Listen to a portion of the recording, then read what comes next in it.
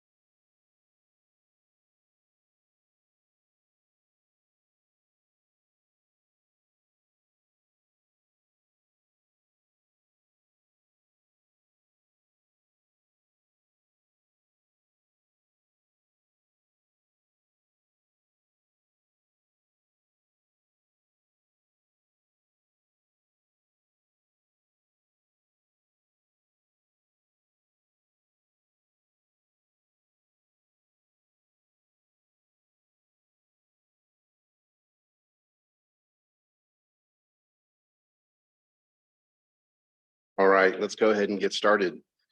Good afternoon and welcome, and thank you for attending today's meeting of the spring bacteria meeting for the bacteria implementation group. I'm Stephen Johnston, senior planner and now principal planner. I should have corrected that, for the Houston-Galveston Area Council, working on total maximum daily loads in the region on behalf of TCEQ, who is with us today as well. Before we get started, I do want to say, unfortunately, a note of sadness, just to make sure that everybody was aware, in case you might have missed the notice, that Brian Sims, a colleague here at H-GAC, passed away from his long fight with some personal health issues. He was a compassionate and dedicated worker here at H-GAC. He worked tirelessly on on-site sewage facility programs, as well as many other programs. He touched the bacteria implementation group through his work, particularly the on-site sewage facility work, and will certainly be missed.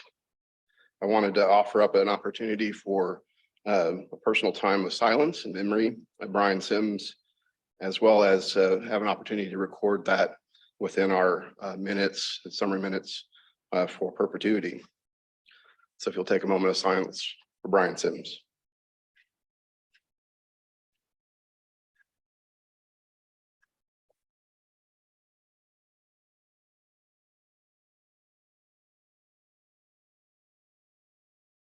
Thank you. Again, I want to welcome you again to the spring meeting for the bacteria implementation group. We will be reviewing the agenda here shortly. Just a couple of little items to address first. For those of you that are on Zoom participating virtually, you saw some of the little items, but mostly if you've got questions, and we certainly encourage questions to be asked, use the chat feature or raise your hand feature within Zoom to ask those questions. Andrea Tantillo, my colleague, will be monitoring the chat as well as raised hands to call on you to ask those questions. Again, please ask them, don't be shy. Other than that, please remain muted unless you're asking that question. Regarding voting, since we have both people here present in the conference room as well as those online, we ask that we vote as we've been voting since COVID started, in the negative, meaning if you do not like a motion or are wanting to abstain from voting on that motion, please bring that forward through your vote. Elsewise, we'll accept that motion as passing. For For those here in the conference room, the safety message, we do not have a planned fire alarm to go off. So if we do hear a fire alarm, we will proceed quietly and slowly through the hallway and wait outside the two stairwells. There's one that's around past the elevators to the right, and then there's another one past these conference rooms to the left, and we'll wait for further instructions. For those who haven't been here in a long time or forgot, restrooms are still past the glass doors and past the elevators to the right. With that, let's look at the agenda we're going to cover today. After we do the quorum introductions and certification, we'll be reviewing any changes to the big roster. If we have quorum to approve those changes, we'll review and approve the summary minutes from the fall meeting. We'll have a public comment period. So if you're a member of the public or a non-member of the BIG, you're welcome to address the BIG at that time. We have several items to review. We have the I-Plan update to talk about, the 2022 annual report to approve, the 2023 annual report update. I'll be giving you an idea of what's happening with the 2023 report. That's for this year. Total maximum daily load program. We'll hear from Tarleton State on the status of a couple of TMDLs that are in our project area. We'll also have a discussion on vehicle indicators in relation to having seen progress in implementation plans, or if we've seen progress in implementation plans. So we'll be talking about that. We have an implementation project presentation, particularly a spotlight on the Galveston Bay Foundation, and then other business. Is there anything the BIG would like to make changes to this agenda? Any ideas or changes that you'd like to make at this time? I'll entertain those.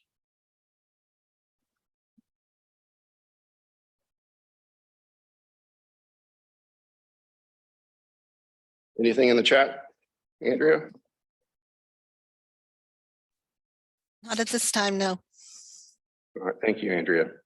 All right, we'll proceed through the agenda then. And I'm going to step aside to do the roll call for members in just a second.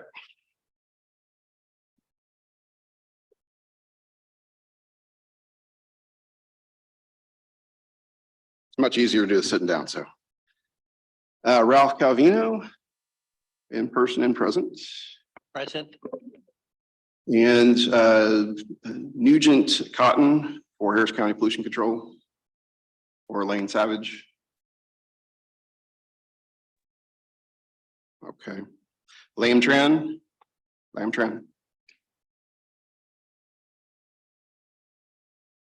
Danielle COC. Jeff, come on up. Don't be shy. All right, Jeff's present. And we'll be dealing with getting your nomination in here shortly. Tom Douglas. Present. Colleen Gilbert. Present. Thank you, Colleen. Teague Harris. Hi. Teague Harris. Cassidy Entz. And if you're the alternate, if I call out the member and they don't respond, feel free to let us know you're present for your member. Andrew Isbell.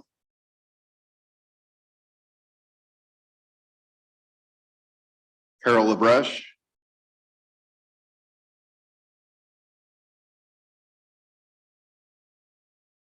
Michael Lee.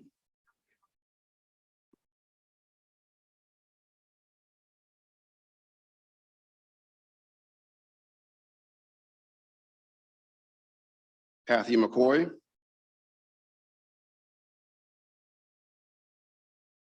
Paul Nelson.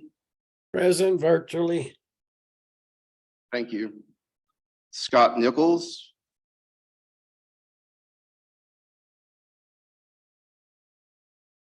Becky Olive. Present. Mitchell Page.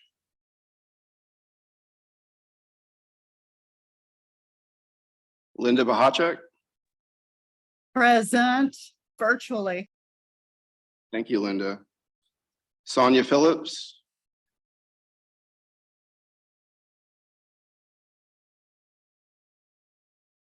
Rachel Powers.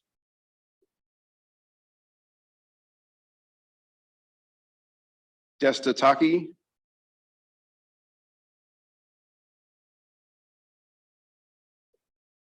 And Jim Robertson, I see you. Present. Thank you. Scott Sanger.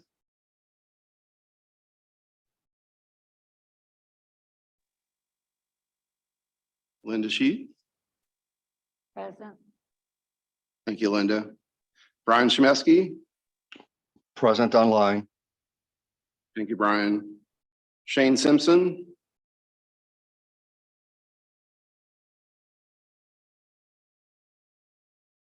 Robert Snoza. Present on Zoom. Thank you, Robert. Michael Thornhill. Present online. Thank you, Michael. Scott Tuma.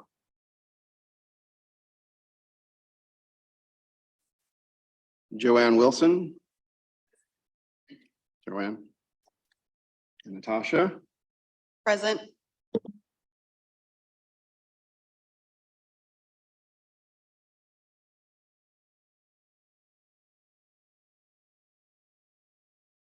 All right. Do we have any alternates? Good afternoon. Sorry, I'm with the Harris County Pollution Control, and Elaine Savage is she retired? And I'll take Jerry Caraviotis' role.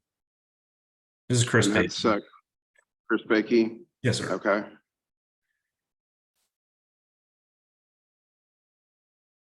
Did we get for sure whether Teague Harris is with us? I kind of thought I heard a response, but I'm not sure it was caught, or I may have gotten it wrong. Teague, are you out there?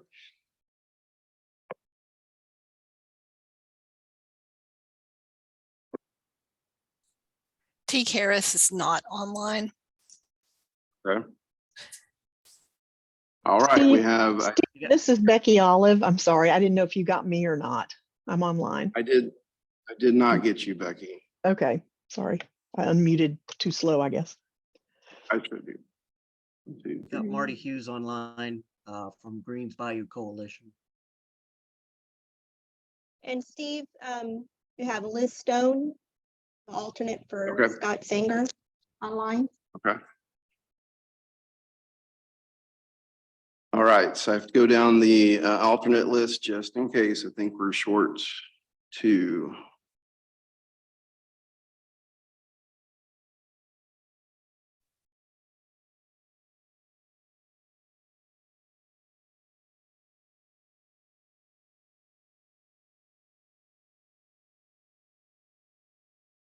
Christine Cooper or Greg Hall. Yes, I'm here. My last name is Santini now, Santiny. Right, I'll make that change. Thank you. All right. Julie Schmidt or Cassidy Ince.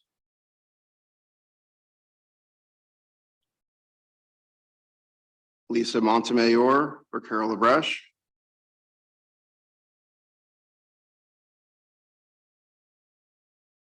Frank Green or Ruben Martinez for Scott Nichols.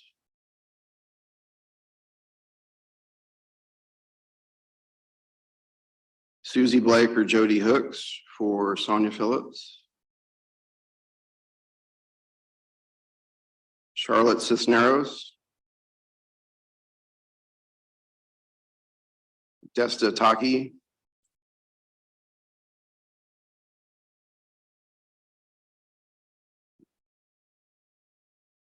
Aaron Schinderwolf for Shane Simpson.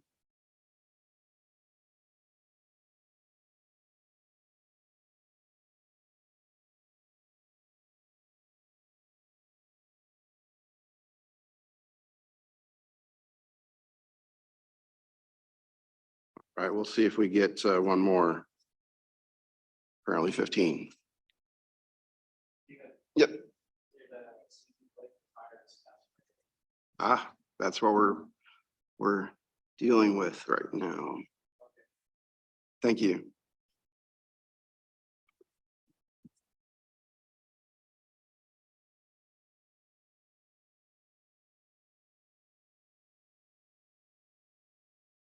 right, we'll travel through the agenda and hopefully we'll pick up somebody. I've got 15 at the moment. Ralph? Yeah, the challenge we're facing is we have folks that haven't been approved. And so where we make it, if we took everybody that is here, that's alternates or gonna be replacing, but we don't currently have the number yet. So that's where we're short. So we will work through this if need be. We'll have another meeting online, Teams call, and we'll address the membership. So we'll keep moving.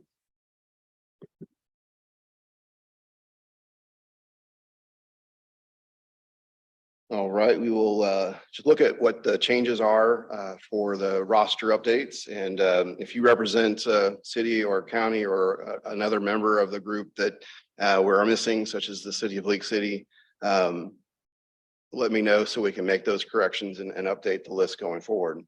I know a lot of us are seeing some retirements, and so a lot of these are changes based on retirement. Chris Backey for Harris County is going to be taking over for Jerry Karavitas for the Urban County. City of Houston is going to have Jamie Shakar taking over that position. Camila Biaggi, again, thanks Camila, you can welcome, come sit, we got room. Will be sitting in as an alternate for Scott Sanger. For Quiddity, Jeff Liu with Harris County will also be joining us as an alternate for the large urban county, and Zulamar Lucena, did I say that correct? For the U.S. Geological Survey for resource agencies. And any other updates to the list? Again, we can't vote on this list until we have enough for quorum, but certainly we can make adjustments to the list, and that way when we do sit down in a call, we can do that. Anything online, Andrea? No, not yet. And we'll test those that have signed in here in about another few minutes. Looking at the minutes from the fall, if there are any changes, we certainly can make adjustments to that and take your adjustments. And then when we have enough for quorum, we'll do that.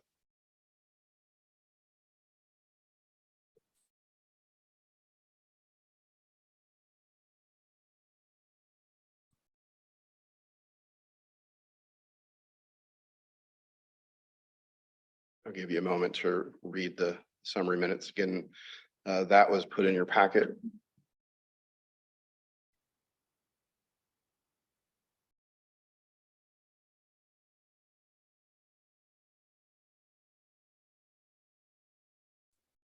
Stephen, Sonia Phillips is online. Did you count her toward quorum?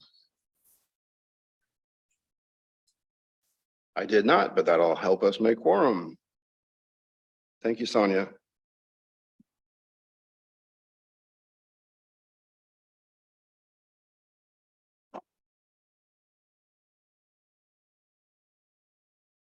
Or Susie Blake, I'm sorry.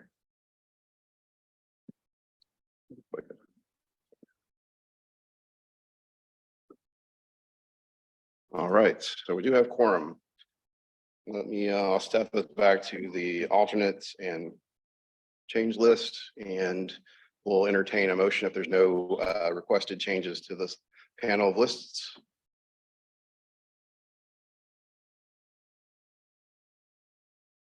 We have one motion to approve the slate of changes to the roster.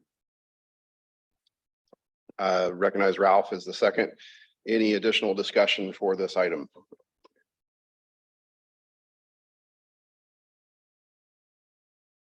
Not hearing any. Again, we'll be voting in the negative. So if somebody does not approve of this list or this motion to approve this list, please let us hear you now. Additionally, if you wish to abstain, you have that option too.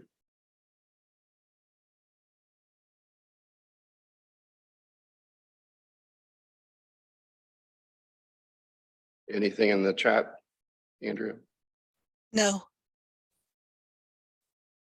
With that, we'll make the changes to the roster. Official now. Welcome those that are in attendance. Camilla for coming back from Harris County.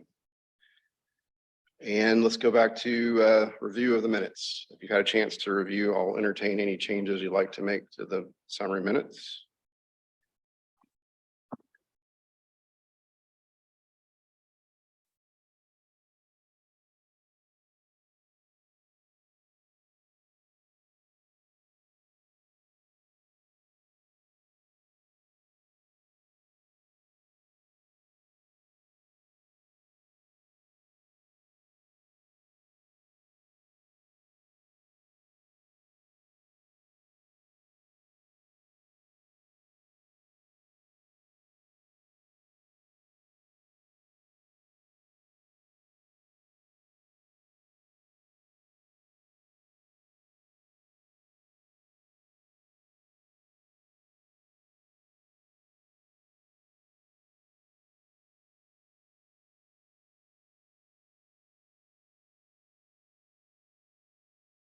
Anything online, Andrea?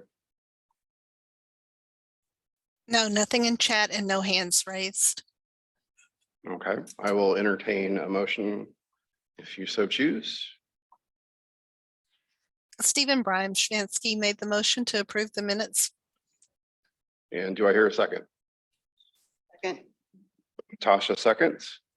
With that, any further discussion on this item?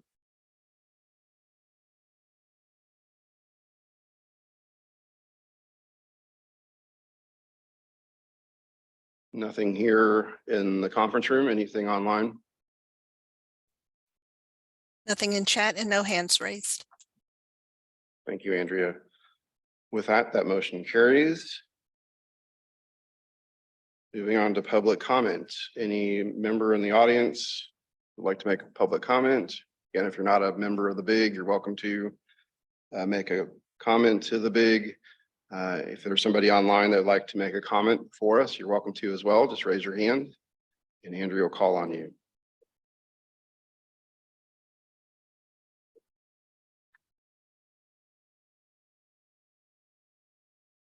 You see anything, Andrea? No, the only thing in chat is my note to raise your hand if you'd like to chat. All right. So with that, we will move on to item 1, I-Plan update. So just to fill everybody in, the bacteria implementation group's I-Plan or implementation plan to reduce bacteria and hopefully get us to the point where we can meet contact recreation standard was officially approved January 30th, 2013. So we're at the 10-year mark with that plan. We've been actively trying to update that document to freshen it for lessons learned since 2013. Been working on that for the past couple of years, and we're trying to essentially land the document this year, which would, I guess, be in celebration of the 10 years in our next 10 years together. So with that, we've discussed many parts of the I-Plan update at past meetings. And so today I really want to focus on the steps we need to do to get this completed and wrapped up. So that's what we're going to talk about mainly today and get your feedback on that.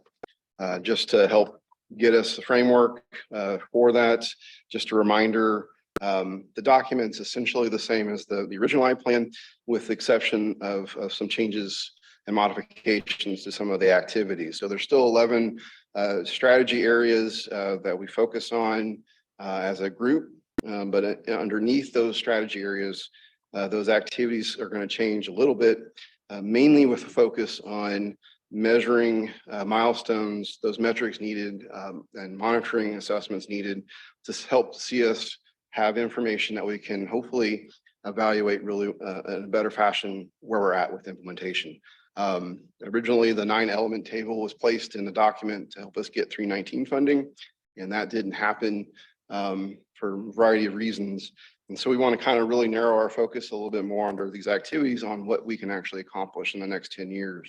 And so our review really needs to focus on those measurable milestones and really setting ourselves up for either ability to judge success or the ability to judge why we're not meeting the nature of the implementation plan. So that's in a nutshell, what we're trying to accomplish with the I-Plan update. So what I'm proposing for us today is, and to help guide us and make sure that I'm getting input from all the big, is trying to get volunteers from y'all who want to sit on an editorial committee and review the document in full and see where we're at. That could be just basic edits and formatting, or it could be some content that we're missing. Again, I did most of the writing, so that means it comes from my head. That doesn't mean that it actually is a joint thing. And I really want to encourage that this be a group effort and a group content. So that's why I'm proposing we have some volunteers.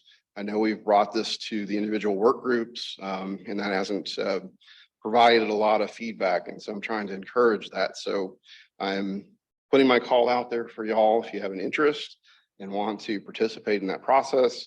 Again, it was for those of you like Linda, Carl, in fact, when we were first putting this document together, it was a very intensive process. And I certainly want to make sure that we're aligning ourselves up with that intensive process as much as possible, knowing that we've learned some things, but how we can streamline some stuff, but just want to make sure that we're hitting that mark. And so you can either let me know today, right now, either online or here present, if you're interested in doing that, and I'll take your name down, or send me an email.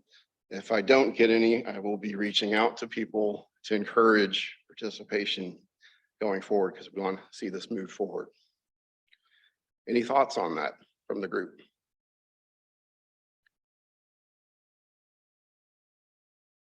Quiet.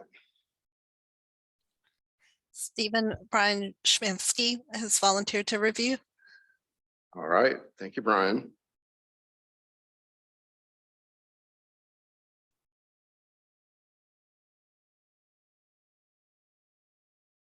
Anyone else? Stephen, you can add me. Yes, Ralph? Yeah. All right, Ralph. Thank you, Ralph.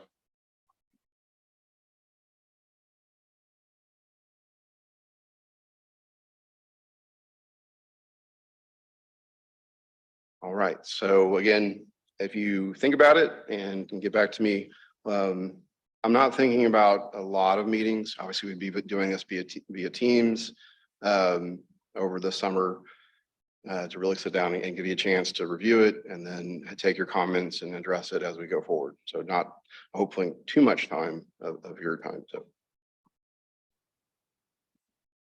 and just to look at that timeline. And again, we're going to have points in this. It doesn't necessarily mean that we have to make the fall be the approval date, because I don't know that we'll be that point. These are just stepstones to us to make sure we hold ourselves. Linda, you thought you were going to say something?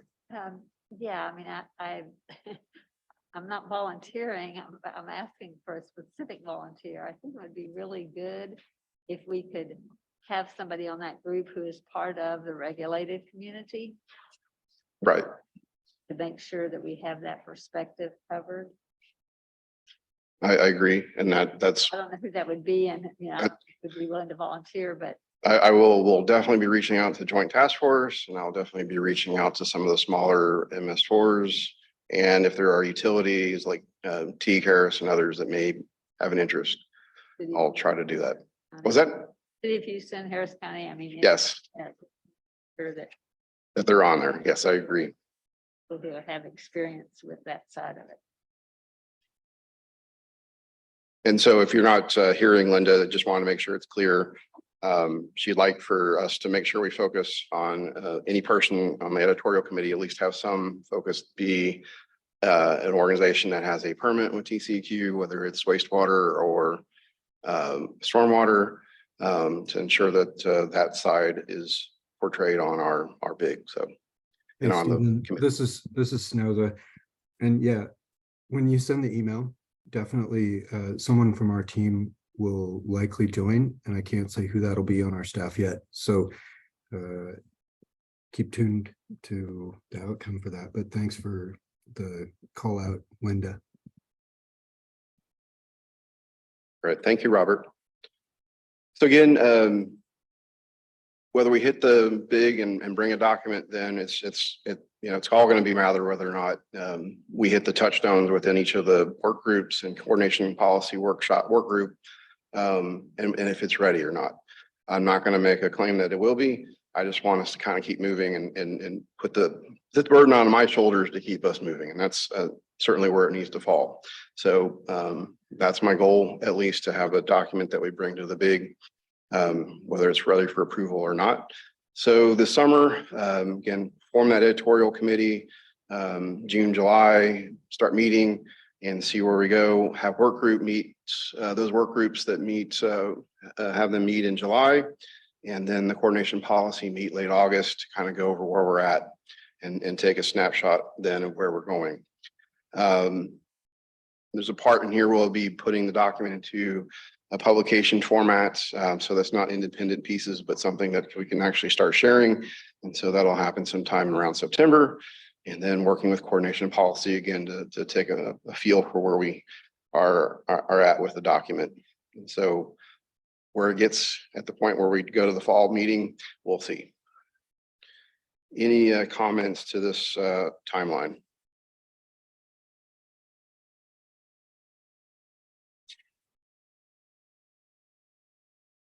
All right, so let's move on. 2022 annual reports. So this we did bring to the big back in November. We were asked to wait on approval for the 2022 annual report until we had a chance to review additionally the document. Again, for those not familiar, the 2022 annual report covers the calendar year 2021. And there are 3 success stories in here, just giving you the highlights. Targeted monitoring projects. Those are projects going on in the big, looking to identify sources. There's the Galveston Bay Foundation's Rain Barrel program. It's been going on for quite a while. And so we highlighted that, as well as inputs to our on-site sewage facility database and those updates. The 3 big ideas kind of remain the same. And so we're going to look and change those. Linda? Yeah, I apologize. I meant to ask this back on the last item. Yes. That the discussion items that came up during the last meeting, plan revision, what's the status of those discussion items? Have they been accepted and will be incorporated, or is it still being considered? I don't really remember what. So just for making sure everybody is aware, so you're asking for the I-plan update. We had discussion items, and were those from the minutes, were those included? Yes, I'm incorporating those and have worked to incorporate those into the plan. So we'll hopefully see something new when they start editing. Okay. Yes. So that's all. I just didn't know where we stood with that. Thank you. Correct. Thank you. So back on the 2022 annual report. Go ahead. Under the executive summary, I feel silly mentioning this, but the photo is attributed to the Cypress Creek Canoe Club. Yes. Which I don't think we have a Cypress Creek Canoe Club. And since I took that photograph, you can attribute it to me. All right. I will make that change. We can do that.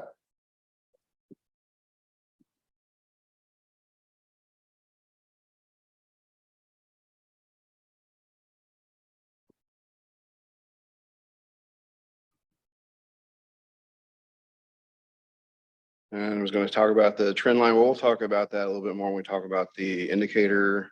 Going to mention the on-site sewage facilities as we talk about success stories here.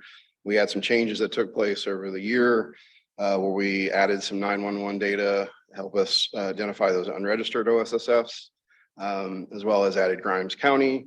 We're still working on trying to get San Jacinto County. At some point, we're going to get some information from them. And so changes since 2020 and 2021, and just let you compare those updates and how many on-site sewage facilities we added.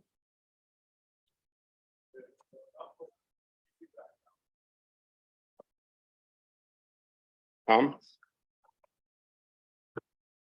entertain at this point any changes or edits you want to make to the document. in the OSSFs, way up in the northeastern quadrant, in the East Fork of the San Jacinto River area, Yes. for missing data, is there progress being made in that area, or what's the story there? So one of the issues is San Jacinto County is not part of the H-GAC service area. So it's not one of the counties, and we've reached out to San Jacinto County and haven't had much luck in finding someone there that wants to chat with us about their on-site sewage facility counts.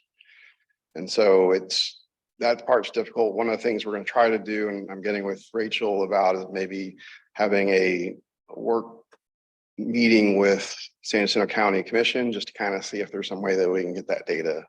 The other option would be to do as we did with the 911 data, find the service area boundaries, which we do have, and just ascribe, unregistered systems there, whether they're permitted or not, and just say that they're at this point not registered. So we have some numbers. I think you've gotten, and Rachel, feel free to talk about the East Fork. You've got back the permit or non-permitted numbers. I'm not sure if you have any yet. So that is a little bit tricky. And for the East Fork, our on-site sewage facility estimation is based on that residential parcels outside of the service area boundary, just kind of across the board. So we only have permitted and unpermitted data for the H-GAC counties. And so that may be the answer for us, to just have an estimate and leave it at that. Grimes County, again, their county that's not in our service area either, but they've been willing to work with us and provided that data. So we've been fortunate there.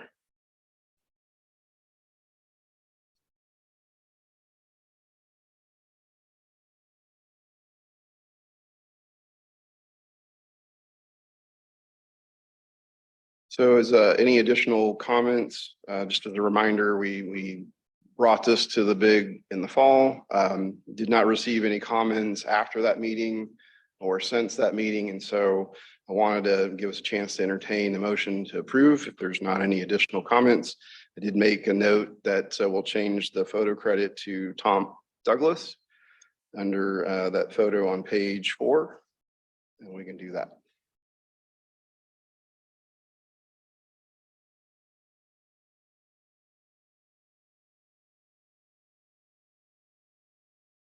Anything online, Andrea? No, nothing in the chat and no hands raised.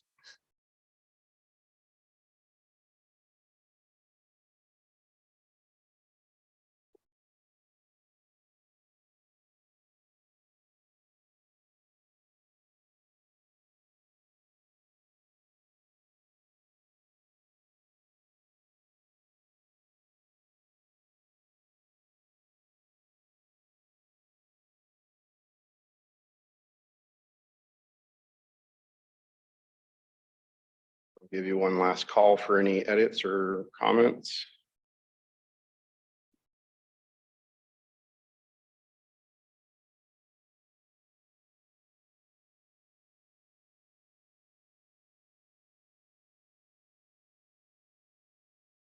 And I'll entertain a motion to approve the annual report. And to approve. Ralph Calvino here made a motion. Is there a second? Linda will second. Linda Sheed will second. Any additional comment?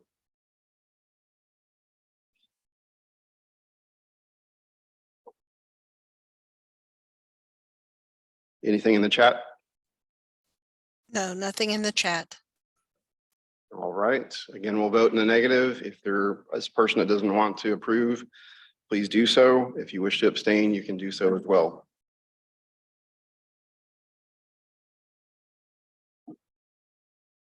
I do not see any votes to disqualify that motion here in the conference room. Anything in the chat? No, nothing in the chat. All right, motion carries. We're going to move on to the 23 annual report update. And this is where I tell you where we're at with regards to our data collection here at H-GAC. Additionally, it's also the call out to our member organizations to start thinking about submitting their implementation efforts for the year 2022. Again, the process typically for us is to meet in our work groups, and we'll do that this summer to begin gathering that programmatic data from you all. So at this point in time, we've acquired discharge monitoring data for all the wastewater treatment facilities in our project area. We've gathered Harris County pollution control inspection data from Harris County. We've also got updates to the on-site sewage facility permit data, as well as those unregistered data. And then finally, sanitary sewer overflow data. And so we're working through that data as we go. Currently, the way we do it for the water quality management plan, those 13 counties, we gather all the data. Once we've reviewed that, and we're in that process now, we'll then take the data from there and segregate it to the individual watersheds, such as the big project area. So we're currently in that process of pulling that data. So to give you an idea of where we stand, give you the broad picture. There are about, here's about almost 1,400 wastewater treatment facilities in our 13 counties. Of those nearly 1,400, 900 of them about have bacteria data in their permits. For comparison, the big project area, we have a little over 600 wastewater treatment facilities in our watershed, and about 530 of those have bacteria in their permits. And so we obviously have a larger share of the 13 counties here in our project area.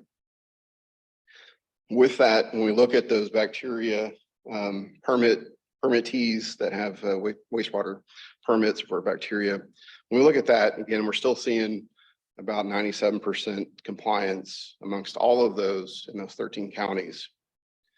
Again, this is all data that's still draft, so it may change a little bit, but in general, that's still, that compliance is still there, and it's whether it's in the project area or outside, it's still about that same rate. When we look at the data against Harris County pollution control, and then this actually is in our project area for the most part. Now, there are parts of Harris County that are outside, and so there may be a few plants that are included here that won't be included in the final work that we have for this data set. Again, we see a little bit of variability between Harris County pollution control inspection data when we compare it to the single grab max samples from our discharge monitoring reports. Particularly some of the smaller plants, there's a difference. When you look at those large plants, the greater than 10 million gallons per day, we see some fairly stable numbers there, about 86% compliance between both sets. And so that certainly is a number that you can see that comparison. So I think there are some challenges here that we need to work for, whether it's, again, reaching out to those wastewater plants and seeing if there's things that we can do to help. And we certainly can look into the individual plants and see what their performance is. Again, our job is not to call them out, but to ask for them to help us in terms of participation in what we can do for them. And so we'll continue to work on that. So what this call is for, go ahead, Jim. Steve, just looking at that, is there any sense at all why those larger plants would be so different from the other ones? I mean, well, I guess we'll look into that, but. So the one big difference between those large plants and the smaller plants is reporting. So you're going to get daily reports from those big plants for bacteria counts. And so and again, I'm not calling out, not saying it happens, but you can't pick your day or time to take a sample. You're taking one every day. And so it's, Harris County shows up, they're going to collect a sample that day too. And so you're going to see counts that are similar, I think. Now you get to the other ones, and we've talked about it. And one of the strategies that originally was, hey, we want to have folks collect more samples. And that didn't go anywhere, but that's the only thing I can think of is why we have pretty good, equal numbers there at that point, whereas some of the others we don't. Might that imply then that the smaller plants may be in violation more frequently, and we just don't know that? That's again, supposition. I can't, there's no way to do that. We can go in and look at, and we do have compliance data, and we can tease out this similar information. Again, I think it's for us looking at what can we do. It's outreach to those plants to encourage participation in various opportunities. And again, some of the small package plants, there's nobody on site to have control. So that's also a challenge for those smaller groups. Do we have any sense of the total volume of the numerous smaller plants that's being put into the system versus the larger plants? We do, and that's when we look at it, you probably in the end would want to look at those large 10 million gallons per day, just because you take that effluent by the size compared to the others a lot larger. So the inputs coming from those bigger plants certainly is something to think about, and we do see that.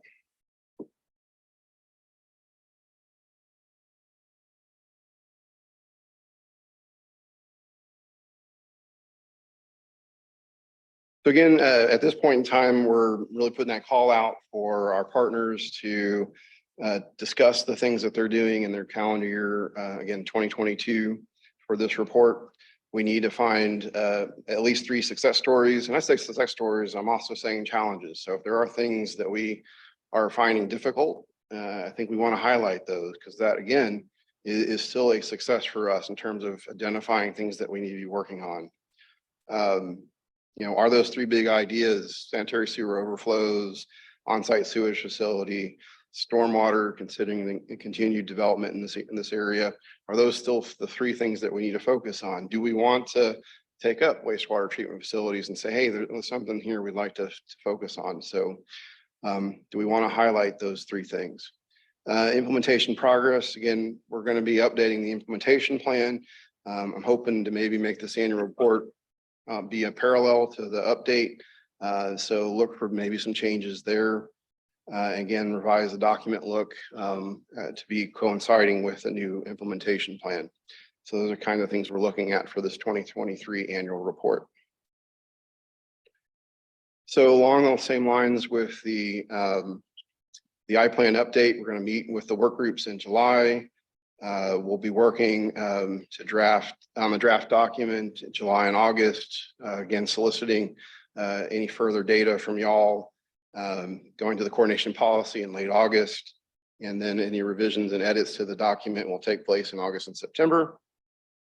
Go to the coordination policy in late September with the document for any final edits and comments, and then of course the fall meeting in October. Any comments or questions to this?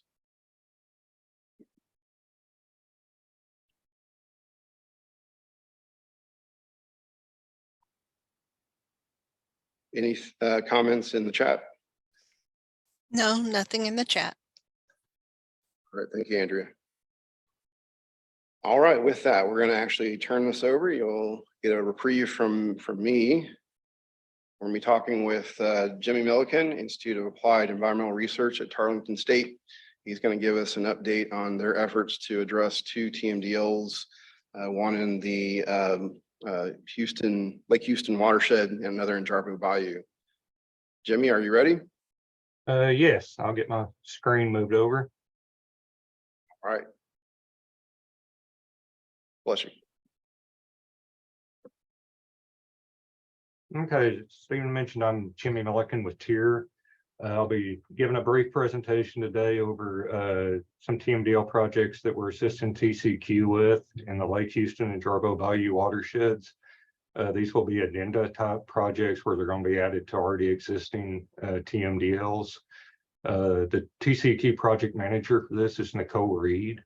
I'm the project manager for TIER on this, and I also have Todd Adams in my office today with me. He's also assisting with development of these TMDLs. TIER's main role in this is development of the technical support documents, and they'll be specifically for Winters Bayou, which will be added to the Lake Houston watershed TMDLs, and Jarbo Bayou, which already has a TMDL, but we're doing a separate assessment unit for it. Again, TCQ is the lead agency with support funding through the EPA. The major things I'll cover are the previously completed TMDLs that these 2 new TMDLs will be added to, and then give an overview and status of the 2 new TMDL projects. So the first set of previously completed TMDLs I'll mention are the 7 that were approved in 2016 in the Lake Houston, East and West Fork, San Jacinto, and Crystal Creek watersheds. There were 7 assessment units that received bacteria TMDLs for this one. And then in 2019, EPA approved the addendum 1 for Mound Creek, which was comprised of 1 assessment unit for that water body. And then last year I presented this one, White Oak Creek, to the group when we were working on that technical support document. It has been submitted to EPA and was pending approval. Once approved, it should become addendum 2 to those original 7 TMDLs. This is a map of the Lake Houston watershed showing the areas that have received approved bacteria TMDL associated in green. And then we've added in the yellow shaded watershed here. This is our new project watershed, Winters Bayou, which should eventually become addendum 3 and be added into the rest of these. So our other previously approved watershed that we're adding to is Jarbo Bayou. In 2018, it was approved. It was for just 1 assessment unit 01, which is the most downstream assessment unit. This map shows its general location next to Galveston Bay and Clear Lake. Again, the approved TMDL, the one that's already been done, is the lower portion in blue.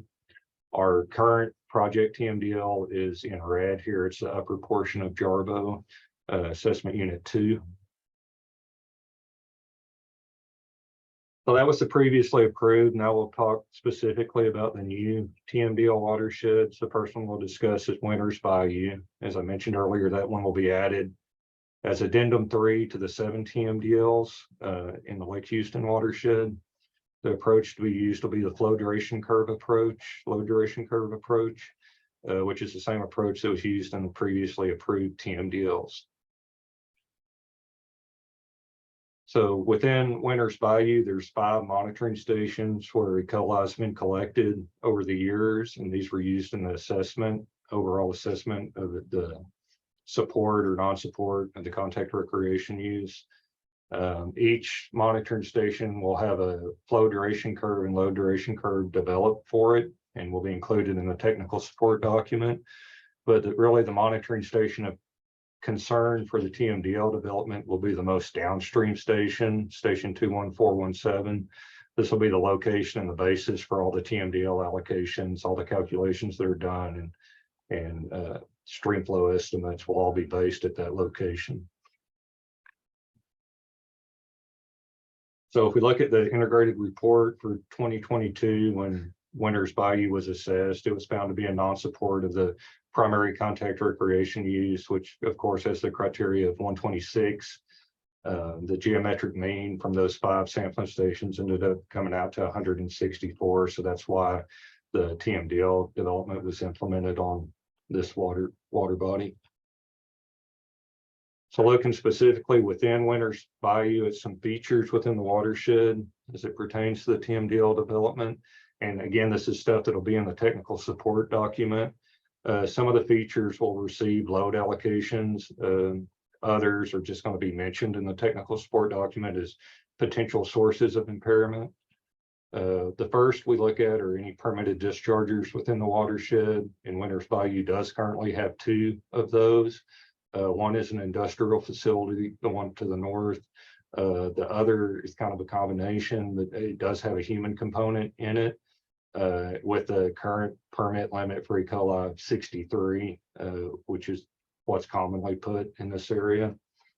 So both of those will be accounted for when we're developing the TMDL and all the other calculations that go along with that.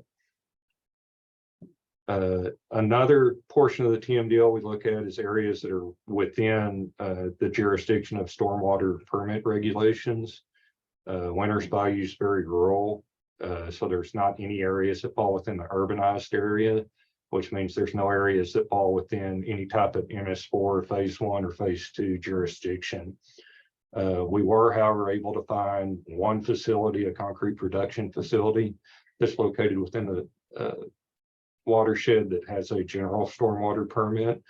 It covers about 62 acres.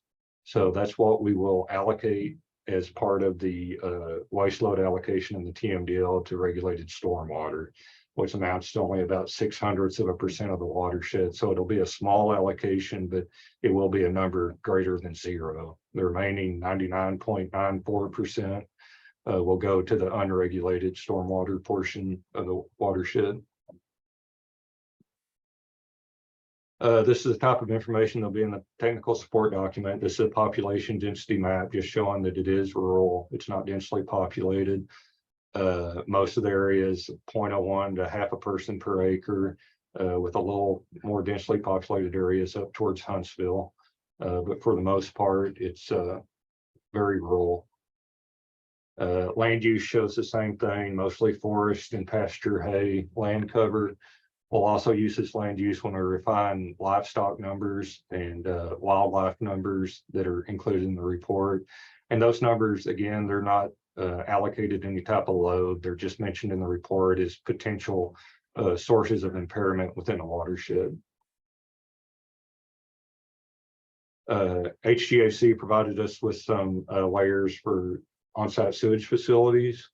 And when we utilized those layers, we found that there's a little over 2,600 on-site sewage facilities within Winters Bayou. And like with the wildlife and livestock, the on-site sewage facilities do not receive any type of load allocation. They'll just be mentioned as one of the potential sources of impairment since they do exist within the watershed. We also typically look for sanitary sewer overflows wherever they've been reported. Based on the data we received, we found only one reported sanitary sewer overflow that was just barely within the watershed, just north of New Waverly. It will be mentioned in the technical support document since it has occurred, but overall that was not a very common thing to find in this watershed. And the last map for Winters Bayou I have just shows the source of our stream flow data that we use. As I mentioned, we're using the flow duration curve approach or low duration curve approach. And that approach relies heavily and almost solely on having a daily stream flow record that spans many years. Winters Bayou, like many of the watersheds in Texas, does not have a USGS gauging station. So we use a surrogate watersheds gauging station.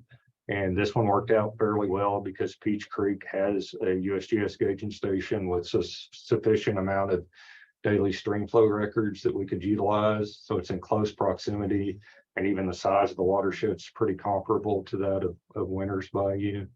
So we'll extract the stream flow data from Peach Creek and apply a drainage area ratio to it to refine it to something more appropriate for a watershed the size of Winters Bayou. And then that's how we'll derive our flow duration curves and load duration curves from that, and ultimately the TMDL allocations. So that was Winters Bayou. The next new project is Jarbo Bayou. As I mentioned earlier, Jarbo already has a bacteria TMDL on it, but it was for the lower assessment unit 01. This new TMDL will be for the upper assessment unit 02. The approach for the TMDL will be using the modified low duration curve method. It's very similar to the regular low duration curve method, except we're having to account for the tidal influence. Since it's right next to Galveston Bay, it is tidally influenced. And we'll also be using Enterococcus rather than E. coli as the indicator bacteria or the loading bacteria for this TMDL. So as you can see on the map, Jarbo Bayou and this assessment unit has one sampling station located right at the outlet of assessment unit 02.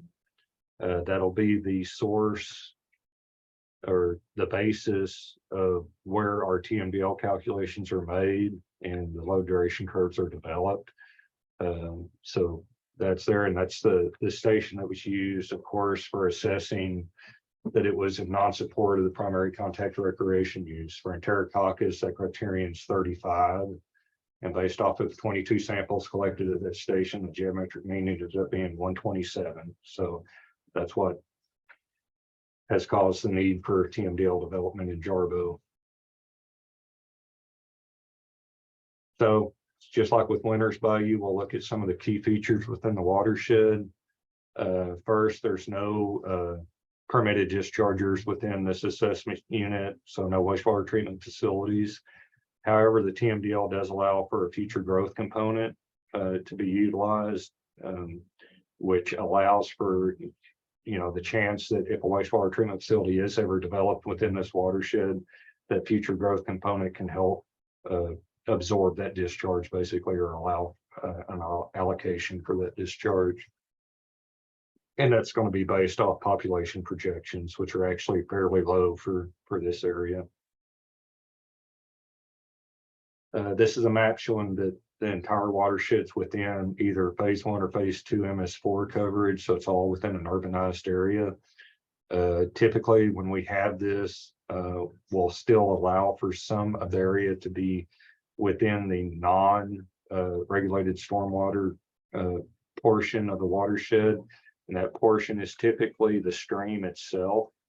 So it's in red on here. We'll extract that area and then apply the non-regulated stormwater portion of the TMDL to that. So it'll be a small number, but something greater than 0 for the non-regulated stormwater portion.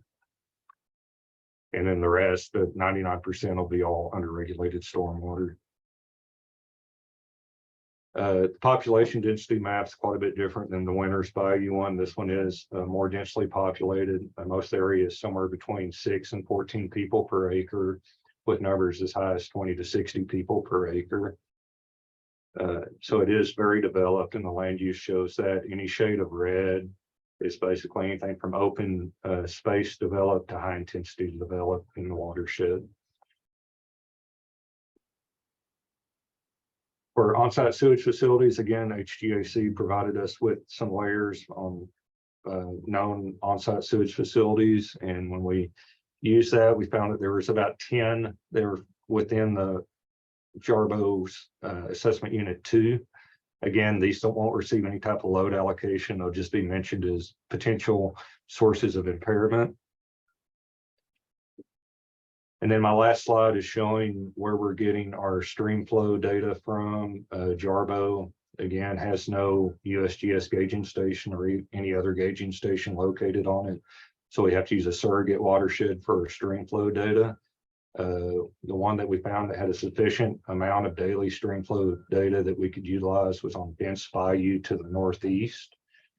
So similar to our Winters Bayou one, we'll apply a drainage area ratio to the stream flow data and then further refine it to account for the tidal influence to end up with the stream flow record that we use for the low duration curve development and ultimately the TMDL calculations. So the status of the development, there'll be 2 technical support documents, one's for Winters Bayou and one for Jarbo Bayou, that are due to be completed by the end of August. Once they're completed, TCEQ will post them on their website and let y'all know when they're available for public review and comment. And then ultimately, the TSDs will be used by TCEQ to develop the addenda to be included in water quality management plan updates, which for Winters Bayou, it should become addendum 3 to that Lake Houston original 7. And then Jarbo will become addendum 1 to the Jarbo TMDL. So questions?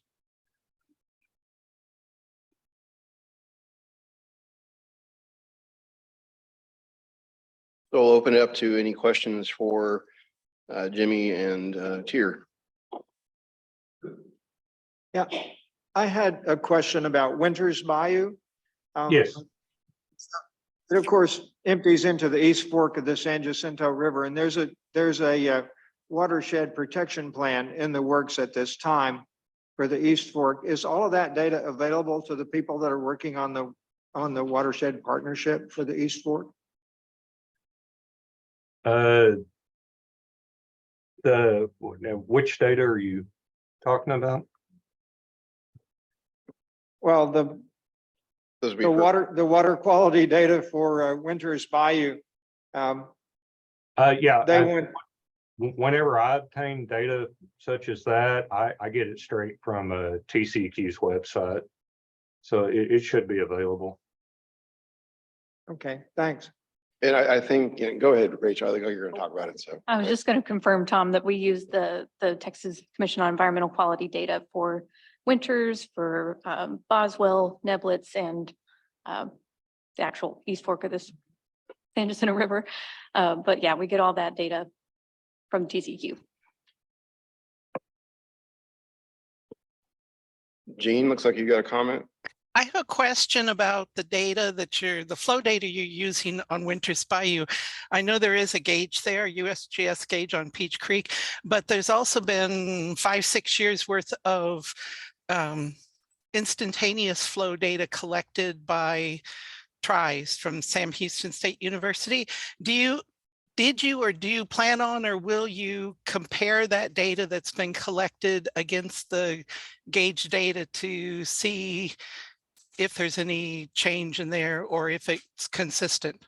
I think we've attempted that before, but it gets kind of sketchy because what we end up using is average daily flows. So it can vary throughout the day. So it's kind of hard to calibrate our records that way. Plus we're using usually at a minimum 10 years of daily flow records. So Okay. you know, even if it's something that they do monthly or bi-weekly, it's kind of hard to make it fit, especially if there's any oscillation in the system. And anytime that there's some wastewater plants involved, usually there's some oscillation, and it's going to depend on the time of day that they're taking their flow measurement. True. But I guess long story short, no, we probably will not be trying to refine it with instantaneous because we typically don't. Okay, that's a good explanation. Thank you. Okay. Any other additional comments for Jimmy?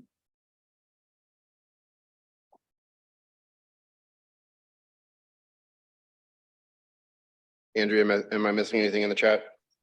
No, nothing in the chat. All right, with that, we will continue.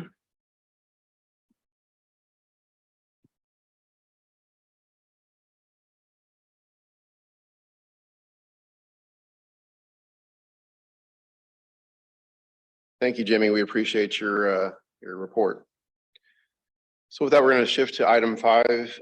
This is related to fecal indicator discussion. We had our coordination policy meeting last week, and I guess, and I'll say it, Tom Douglas came across an article that was produced by the Texas Water Resource Institute that reviewed implementation plans here in the state of Texas and the success or lack thereof in determining improvement. And so it's an opportunity for us to talk about that paper, really in the guise of next steps for us in our implementation. They had a couple of points about the bacteria implementation group, I think in fairly positive a sense. And so I wanted to invite Tom to talk about it. I know most of you may not have read the paper.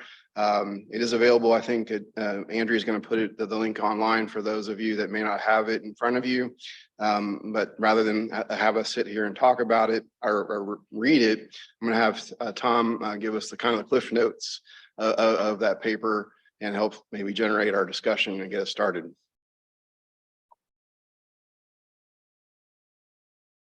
Yeah, thank you. So what the authors of this paper did is they looked at the period from 2001 to 2021, and they looked for all of the data that they could get, and they picked this period to look at TMDLs that were approved between 2008 and 2014. And then their period extends 7 years before that and 7 years after that. So they wanted to make sure that they had data from at least 7 years before the TMDL was approved and data for at least 7 years after the latest one was approved. So that gives you that 21-year span. And what they looked for was for all the sites they could find, which was somewhat over 700, they looked at that period before the TMDL, all that data from before the TMDL was approved, and they compared it to the data after the TMDL was approved to see if the E. coli concentrations that were measured went down.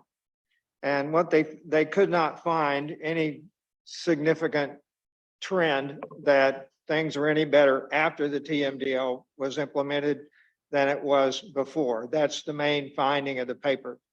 And it's difficult because the circumstances across the state, everybody knows Texas is a big state with many different circumstances.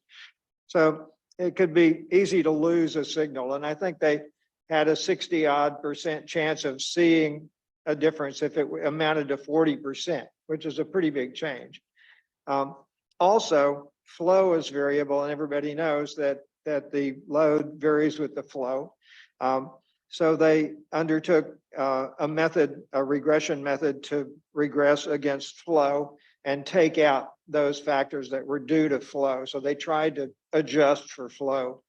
And when they adjusted for flow, the results of TMDLs looked somewhat better than they did before they did the adjustment for flow. And that suggests that probably changes in flow are masking some improvements that don't show up in the overall calculation. So this is a really blanket look at as many stations as they could find. When they did the flow adjustment, it greatly decreased the number of stations that they had good data for flow. So that went down to somewhat under 200 stations, but this was really everything they could find. So this is kind of a global analysis of using E. coli as an indicator how well TMDLs are succeeding across the state. It's not as encouraging as we would probably like to see. This was published in, what is it? It's the, let's see, it was JCWRE, what is it? The Journal of Contemporary Water Research and Education last year. And it received the Best Paper of the Year award from the journal. So this is one that we should really take quite seriously. And they comment that they are, as Stephen said, they're quite favorable in their comments about specifically the big and some efforts also in San Antonio and in Austin. And they encourage research into why there were some individual stations where there were significant increases, where there was significant progress.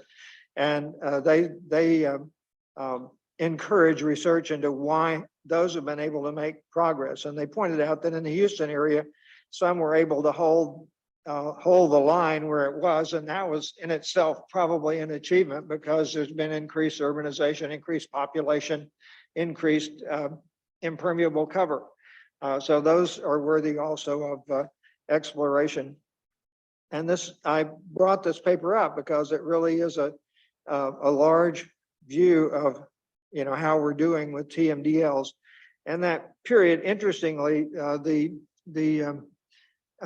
diagram that we often see that appears in the annual report of moving 7-year geometric mean of big project area, looking in 2014 is right about where the curve really flattened out, and it quit going down, and it looks like we've done about what we can do. So there was a paper that came out from Brinkmeyer and coworkers in which they specifically looked at Buffalo Bayou and White Oak Bayou, and they concluded that around 90% of the E. coli that are counted are probably not coming from any external sources, that they're already there in the sediment and the soil on the banks, and that they really aren't something that you can change by regulating releases from wastewater treatment facilities and other controllable permitted sources. And that was going to make it very difficult to achieve our goals, our water quality goals, by that route. And that may be the reason that we're flattening out, is that we've done about what we can, and that they note that earlier on, when you see that curve going down for our area, that there was progress being made, and that's probably the progress that you can make, and that we need to really think about what can we do. So any comments about that, or the folks that we have online, if that have had a chance maybe to look at this paper, what you take from this, and what they think we should do. I have my own suggestion, which I would be happy to offer, but I'd like to hear any comments from the folks at TCEQ. Excuse me. So along those lines, I think we talked a little bit about it last week at the coordination policy. You know, one of the things the paper did talk about was indicator species and the challenge with E. coli, you know, being pretty ubiquitous with regards to, you know, wildlife and other sources being in the sediments and being reproduced. That's the Brinkmeyer paper that you were talking about. You know, we talked, you know, is there any change or new indicators that are coming down the pipeline that'll help us better target or focus on sources, and particularly human sources when we get down to it? And our, you know, primary goal is to reduce risk and illness. And so, you know, one of the things we were talking about is those indicator studies. And I certainly have already reached out to TCEQ to see if we can make some contact with EPA, because I know they're the ones that are really kind of leading the charge on those future indicators, to see if maybe we can have a workshop to discuss this and see where that is going. But are some other thoughts just to kind of amplify what Tom is asking to this paper and to the direction, to the graph that we've talked about in the past. You know, again, I like to think we're going to try to incorporate some of the stuff into the implementation plan going forward in the next 10 years. And so it's really timely for us to have this paper and talk about it, because I think it echoes a lot of the same things that we've seen.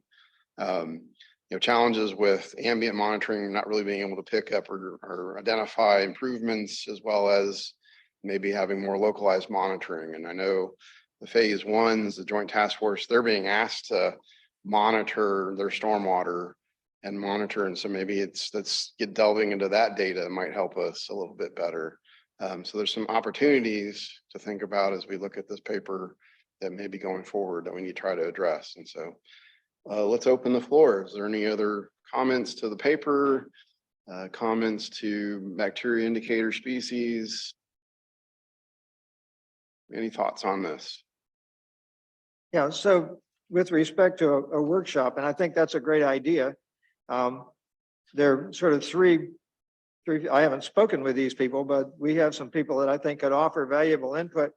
For one thing, one of the authors of these papers, and I think possibly a good choice might be Anna Gitter, who's she's no longer at A&M. She got her PhD and she's now a postdoctoral fellow at UT School of Public Health El Paso campus.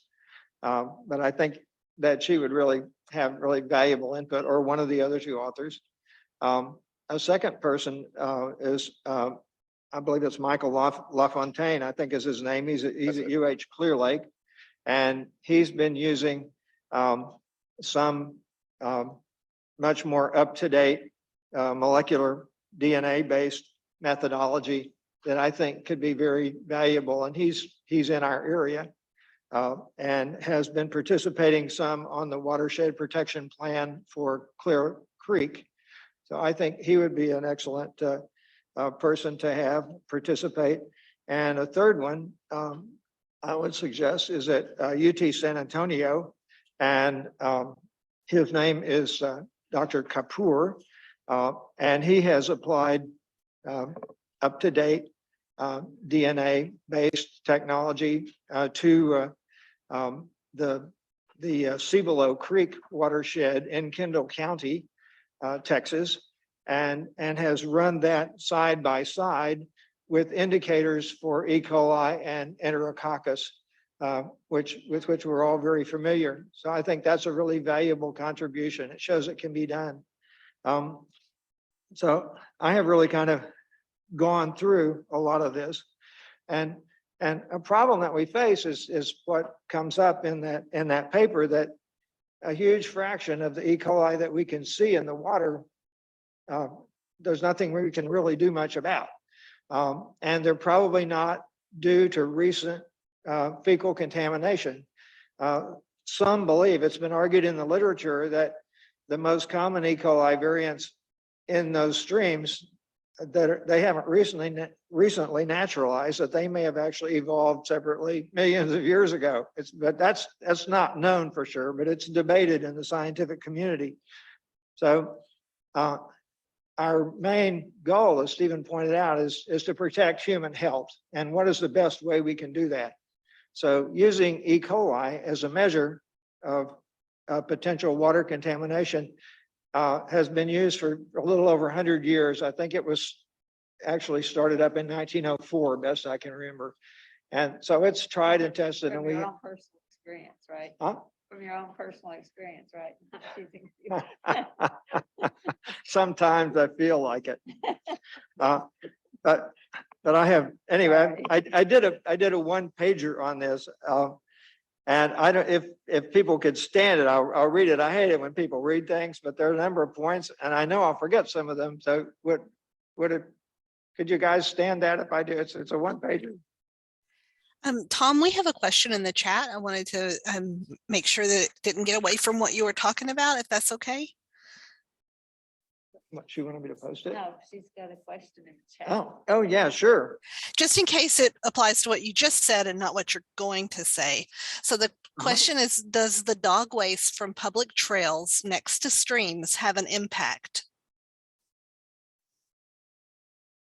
Well, all of the watershed protection plans all account for that and take it into account. So what they do is they set up a buffer along the stream, and they estimate the number of dogs involved. And there are data on how many E. coli there are in dog poop and how much dog poop is produced per dog per day. And those estimates, if they're within 300 feet of the stream, typically is the number that the watershed protection plans pick, then they count 100% of that estimated input as going into the stream. Anything that's more than 300 feet away from the stream, they reduce by a certain amount. I think, what is it, 25%, Rachel? Yeah, to 25%. So it's pretty indisputable that those inputs would end up in the stream. There's going to be runoff, and the closer to the stream, the more likely it will happen. But the point here is, what does that have to do with risk to human health? And that's what is the question. You know, we're measuring these things. We're measuring all this E. coli. We're saying all this E. coli comes from dog poop or wherever, and we're not making the connection with human health. You know, we're measuring E. coli that clearly all the data is telling us is coming from the soil. You know, I mean, not all the E. coli, but we're measuring E. coli, a bunch of which is coming from soil. Maybe a lot of it is coming from dog poop, but is that contributing to our risk as human beings for getting sick? And that's really where that's the crux of this. You know, we're using century-old technology to try to estimate risk to human health. The technology and knowledge and science have improved in a century, I hope. And that, you know, we really need to be thinking about what is the connection between what we're measuring and what we're trying to predict. And so that's really, you know, what the real bottom line is here, and that we need to be rethinking how we look at it. And nobody that I know thinks that we're going to, you know, in the next few years, change the standards that and the ways that we measure and you know, and report on these things. You know, EPA is not going to change the standard methods and the rules that apply and the regulations that go on for doing this, but at the same time, I don't think we should be passively just going along our way and keeping doing the same thing over and over again, even though the water quality is not improving. And instead, we ought to be taking, a more aggressive approach to looking at what is the real question, that we need to be answering, how should we be answering it? And that's why I think the workshop is a really good idea, is to start getting the discussion out in the open with people who have been doing this more modern science and taking that risk factor into consideration so that we can get it out in the open for the public, for regulators, for everybody to think about what is the best next step. Is it to continue seeing that graph just be there for the next 10 years of the TMDL for this region? Or are we going to talk about what else might be going on? Yes, we'll still have to report what the agencies require us to report, but can we not be thinking about other strategies as well? Anyway, it's my spiel. I have one other point to move, but I'll do that one later, but maybe Tom should get a chance to. Well, and to pick up on her point about different species inputs and what risk do they pose to human health, there have been studies of known organisms that are pathogenic for humans, and in what degree do they exist in the feces of different species. And as we would all expect, humans are way high, number one on the list. So human inputs are by far the highest risk. The only other species that comes close is cows. And that's not because of bacteria, that's because of parasites. But they're real common in cattle manure and they make people really sick. They will give you a gastrointestinal experience and can go on for some time. Some of my friends at the School of Public Health did research on this, and I heard many stories about this. So let me, because I want to make sure we're giving Tasha, because she's back from November, give her a chance to talk. But I want to throw out, I think, again, we've talked about a workshop that we can pull together for this. Is there any other ideas that the group can think that we can be working on in addition to the workshop? Or if folks have don't think a workshop's of value, but I kind of think we do feel it is, but just want to see if there's anybody other thoughts out there before we move on. Hey, Stephen, this is Rachel. Yes. I hope I'm not talking out of turn because I know we're still in kind of the planning phase for this, but if we are talking about a workshop, we want a larger platform to talk to people working on watershed plans. I think in October, the Houston-Galveston Area Council is hosting the Texas Watershed Coordinators Roundtable. That might be something that we could bring up as a main topic to really bring in. Is that something that you guys think? Because you guys are the ones that put it together. I mean, not you, but the 319 program, and maybe we can get that discussion going if that's something that we wanted to do. Again, it may be a little bit longer program, but that thing usually does go for most of the day, so there may be some room to fit it in. So yeah, we can keep talking about that. Maybe trying to add a public health perspective, because again, that zoonotic transfer of viruses and illness question is always one that always ponders me. Is I know living in close contact with chickens or living in close contact with other animals, the chances of getting something transfer is possible, but how much of it is in the water and that transfer? And so that's something I certainly am not an expert at all. I'm clear on that. So I mean, that's certainly a question we perhaps want to try to look at too, because we have to address all those sources as potentials. So a reveal, and I'll send my one pager to Andrea, and she can distribute it. But there is a reveal where the 126 colony forming units per 100 milliliters came from. It's revealed in the one pager, and it was studies of a lot of people that went to a public beach, and they had everybody write down their contact information. And 2 weeks later, they contacted them and they said, "Did you get sick?" And so this was done with many thousands of people. And so there were estimates as to what fraction of people that went in the water got sick. And that's where the 126 came from. If you could, EPA said you could pick 120 or 126, you know, and Texas picked 126, of course. What we need for these updated DNA indicators is a similar kind of study using those indicators. How many people got sick compared to the performance of those indicators? And we don't have that. And I think that's what we sorely need. That's what I'm recommending. Okay. Andrea, do you have any other comments or opportunities for discussion? Well, there were two.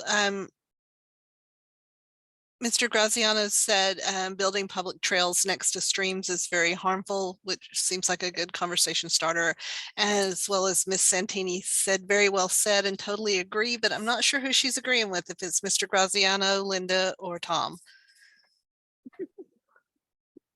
I think we should. Welcome to the workshop. I think yeah, the workshop. I think we really need it. I'm a microbiologist from many, many, many years ago, but I agree. I don't know what the connection is with human health, and I think we really need to know that. All right, thank you. So let's we'll continue discussion on the workshop, and we have obviously time with the coordination policy meetings coming up, and we'll continue to flesh this out here at H-GAC too. If you got potential presenters besides the one we've already kind of talked about, you know, certainly send them my way, and we'll get that included and start trying to put that panel together. Without further ado, let's get Natasha up here and get her a chance to talk about the Galveston Bay Foundation. Again, this is part of our partner spotlights. We have a lot of new members coming on to the big and wanting to give each organization a chance to talk about their programs, things that they do to implement the big I plan, as well as other things in related to it. So hold on just a second, let me pull that up.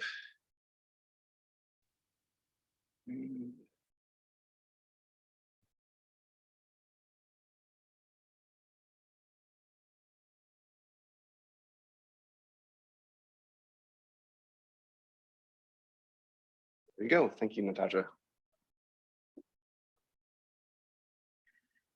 Hi, everyone. I'm Natasha Zarnsdorf. I am Galveston Bay Foundation's Water Quality Programs Coordinator, and I will be discussing some of our various water programs and ways that we are working to try to preserve and protect the waters of Galveston Bay and surrounding areas.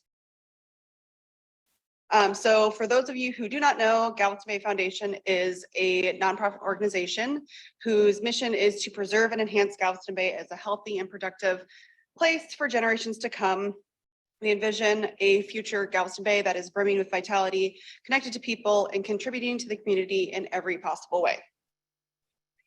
We do that through 5 main program areas: education, restoration, water protection, conservation, and advocacy. Today, we're obviously going to be talking about the water protection side of things. We typically talk about how everyone is connected to Galveston Bay. And I would like to expand on that today, and we're all connected to water in some way, shape, or form, which half of Texas's population is within the watershed of Galveston Bay. So we're also extra connected in this room. We're connected and impacted in various ways, from what we're putting on our yard in the backyard, how much we're watering, litter, all sorts of things like that. And we are here today talking about the bacterial implementation group and the reduction plan. So there's the 3 big ideas, which were wastewater treatment facilities. We're looking at sanitary sewer overflows and making sure facilities are working properly, and if there's any malfunctions or flooding, on-site sewer facilities, and stormwater runoff. Galveston Bay Foundation mostly focuses on number 3 on that list, which is stormwater runoff. And non-point source pollution reduction. So most of our programs are focused on reducing non-point source pollution in some way, shape, or form, as well as trying to change behavior of various residents to get to that point. We do that through a wide range of various pollution prevention tools, which we will go through all of those shortly, but this is just kind of a brief, fun picture of all of the different options we have. So the first I'm going to start off with is Cease the Grease. I feel like this is kind of a very well-known program that we are working on, as well as H-GAC and various other municipalities. It is essentially, you do not want to put any fats, oils, or greases down the drain because they can lead to those sanitary sewer overflows. We are trying to promote that message to the general public in a variety of ways. One of the main ways is by giving out funnels and scrapers. So the scrapers are for like scraping your pan to get any bacon, fat, etc. out of the pan and into a container and into the trash. The funnels are to help collect used cooking oil. Again, to either put it into the trash or to recycle it. ceasethegrease.net is one of our websites where we have some various outreach tools that you can access, as well as a map to find the closest recycling station near you for your used cooking oil. We are always working and wanting to keep this as up to date as possible. So if you happen to know of any locations that do accept used cooking oil that are not listed, please let me know. And vice versa, if you know of a place that is no longer accepting cooking oil, also let me know. So it's up to date and residents can easily find a place and not drive to a place and then it's not actually an option anymore. One of our second programs that we're going to talk about is Pump Don't Dump. This is a little bit more on the marine side of things. And it is essentially you want to pump out the head of your boat and do not let it just simply flow into the bay. We do this through a number of different ways. We have signs and stickers to try to, again, increase the visibility that people should be pumping out their boats. We also have boater waste bags, which is kind of this thing at the bottom left corner. It includes a variety of different information about where you can go to look up where pump out stations are, other just general boating tips, water conservation tools, stickers, and some just general other kind of promotional items to try to encourage the visibility of the program, such as floating keychains. So it's always on your mind. We also have semi-recently started into some anti-pollution signage. This was requested by the city of LaPorte and was part of one of our grants that we were working on. We created a couple different designs in order to increase awareness of litter and other problems where you can do a co-logoed thing in order to increase both brands and try to reduce littering and other pollution in various neighborhoods. So Water My Yard is another program we have. It is a website as well as an app that you can use to get free weekly water recommendations for your yard based on your location and sprinkler type. This has various impacts, such as helping to reduce the sheer amount of water that is wasted due to household irrigation, which can also help to then reduce the amount of runoff occurring into Galveston Bay after storms. It allows lawns to still have more capacity in order to absorb extra water and again, reduce that runoff, therefore reducing pollution. It also can help to reduce flooding risks due to that, as well as decreasing subsidence and just making sure that we have an adequate amount of freshwater inflow still entering Galveston Bay by not pulling as much water out of our various freshwater sources. In a similar vein is our rain barrel workshop programs that we've got going on. Again, it is helping to conserve water, making sure that the water that we're using for our yards and plants, we're not pulling it directly out of rivers and streams. It can keep a more consistent habitat in those rivers and streams for the various plants and animals that call that home, as well as helping to keep salinity consistent throughout the bay. It also helps to reduce subsidence as well as reducing demand on storm drains during rain events, and also can help to reduce the sheer amount of runoff pollution that is occurring in our urban areas. This program specifically has been occurring since 2013. We've reached approximately 2,400 attendees at these workshops and distributed over 3,000 rain barrels. Each rain barrel is estimated to conserve 1,500 gallons of water per year, meaning that for each year of the program at this point, we are saving 3.4 million gallons of water. The next thing that we're going to talk about is the Galveston Bay Action Network. So this is an app that works within all of the counties that surround Galveston Bay, meaning that everyone in Houston can also use it.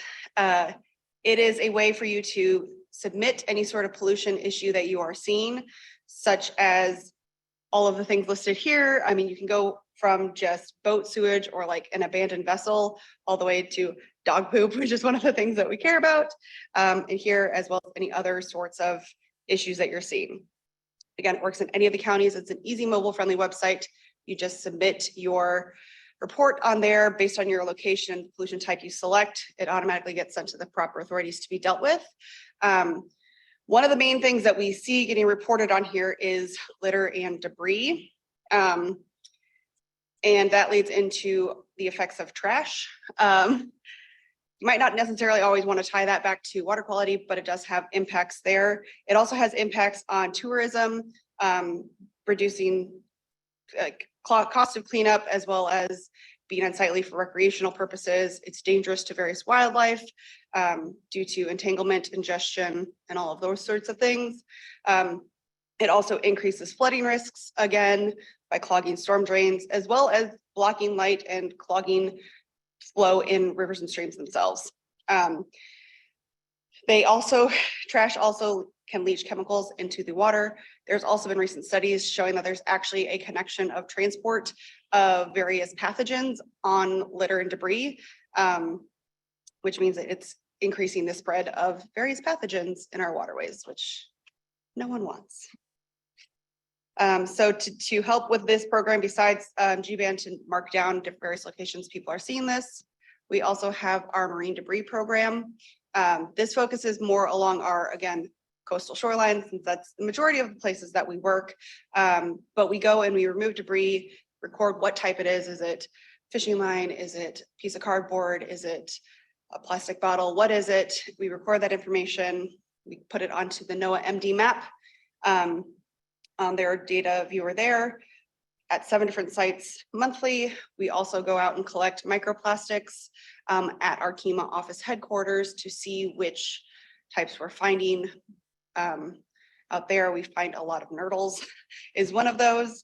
And we send off that information and samples to Mississippi State University Coastal Research and Extension Center for further data analysis and information on those plastics.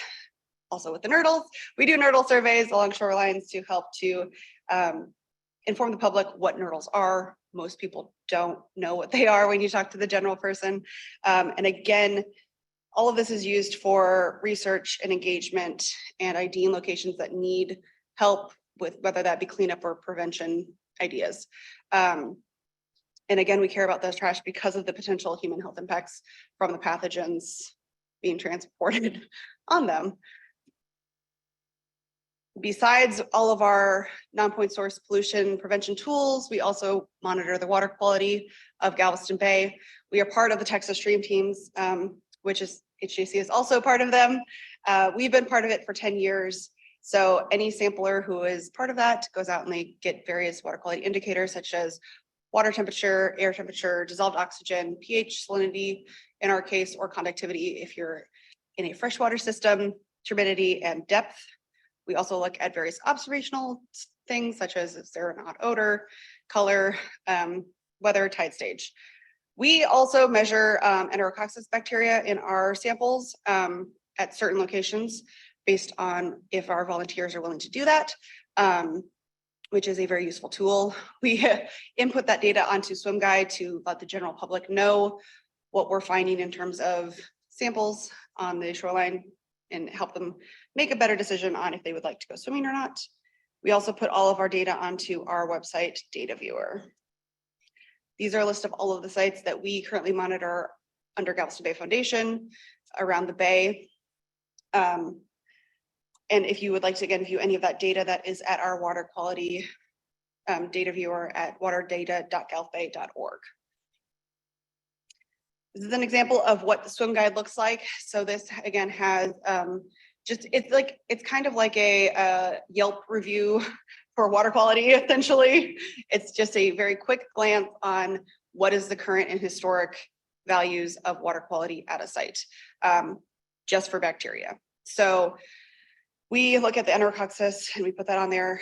GLO monitors any of the more actual beachside locations on the actual Gulf. We do bay work. But so if any resident is interested in looking at trends and if they would like to go swim at a location, they can find that information there. that's a general and fairly quick rundown of all of our various outreach programs. If you have any questions, let me know.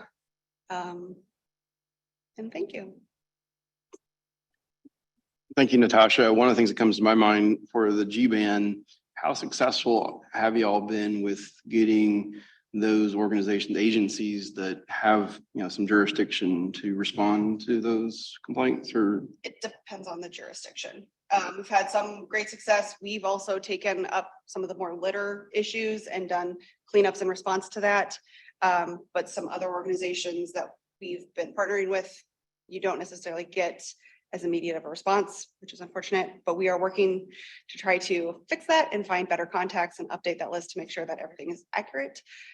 We recently had a grant with G-band where we've worked to try to also increase some visibility of it to the general public and do a further outreach campaign on that, as well as adding infographics so people can kind of take a quick look and see what the general sorts of reports we're getting in terms of what's the most common per year and things like that.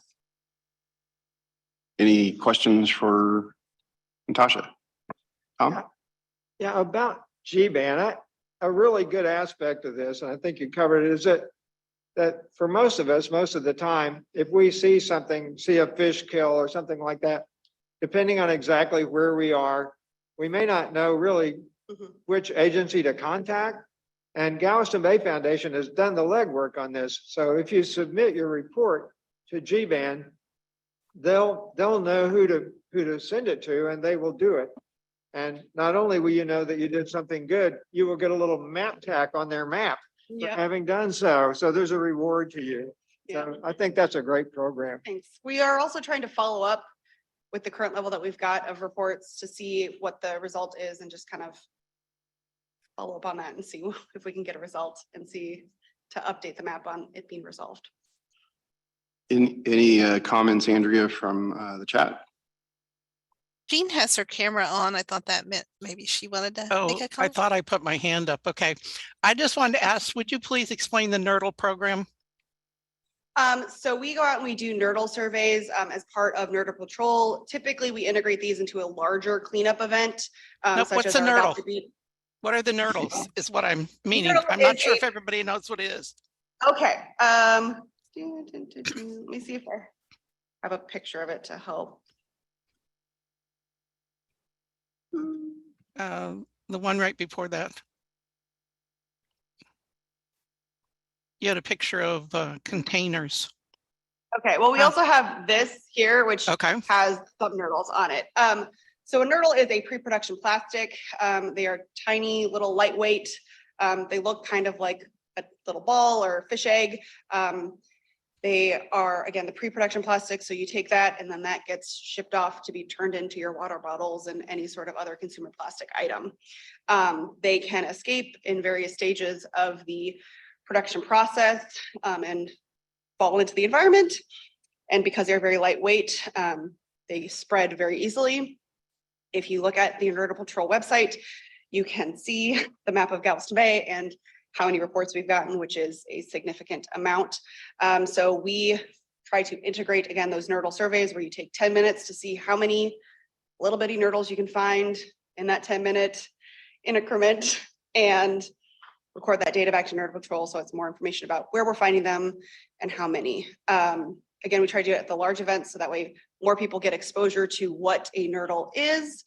We also like to take in some of our outreach little like sandbox thing essentially with NERDL sprinkled through. So kids are like, oh, it's sand, but then you're figuring out what it looks like and how it just blends in and you wouldn't necessarily know what it is unless you Thank you. have experience. And anything else in the chat? No, nothing right, else in the chat. Oh, sorry. No worries. Thank you, Natasha. We appreciate it. You guys are obviously really busy implementing. Just a reminder, we are adding Jarbo Bayou in terms of sources from Jarbo Bayou, which includes marinas. And so we're going to be getting a lot of information from their work to address marinas and boats and things like that for Clear Creek. And so we'll be including that along with all the other stuff that we often conclude from the Galveston Bay Foundation on their efforts to implement and work with local governments as well as citizens to improve water quality. So with that, Ralph, give me a number between 1 and 4. Give me a number between 1 and 4. Well, give me a number, 1 through 4, which 2, okay. Jim, give me a number between 1 and 4. 3, okay.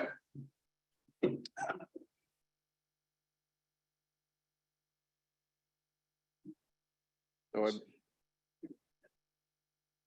I'll give you why I asked that question here in just a second. Where is it?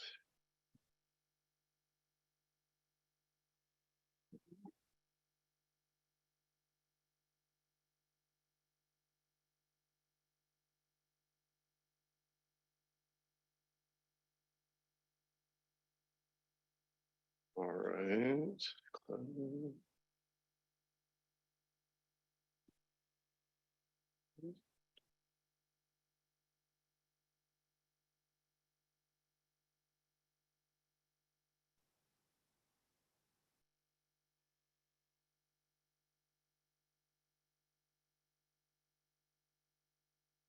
So there's going to be 4 of us presenting today, but since we have 2 and 3, we're going to have Rachel talk and Jesse talk. So just so we can try to get out of here at 3. Let's see here if I can find those presentations.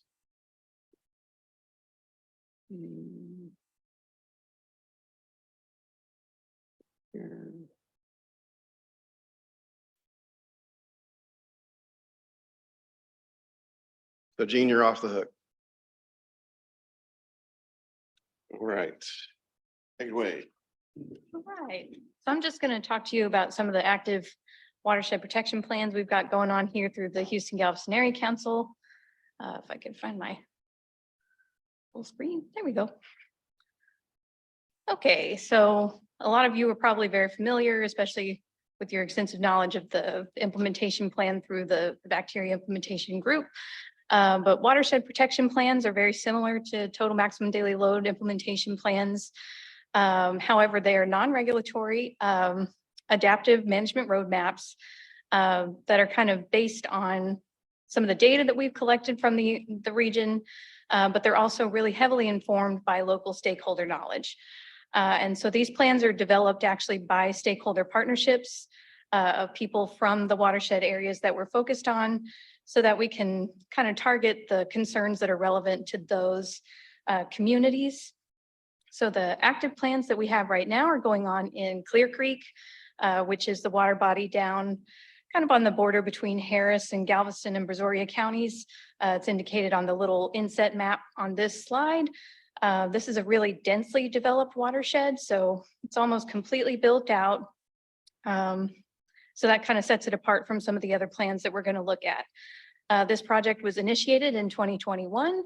And so far that group has held public meetings to kind of refine their analyses of the watershed and start selecting implementation strategies. So that watershed protection plan is currently being drafted. So we expect to see a draft of that plan in the coming month or so. So if you would like more information on that, you can contact Justin Bauer, and I'll show his information at the end of the presentation.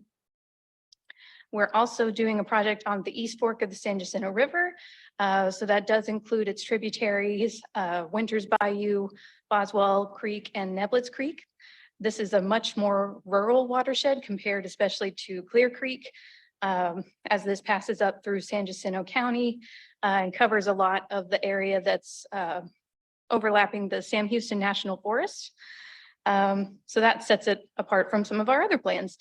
So this is a more recent project that was kicked off in late 2022.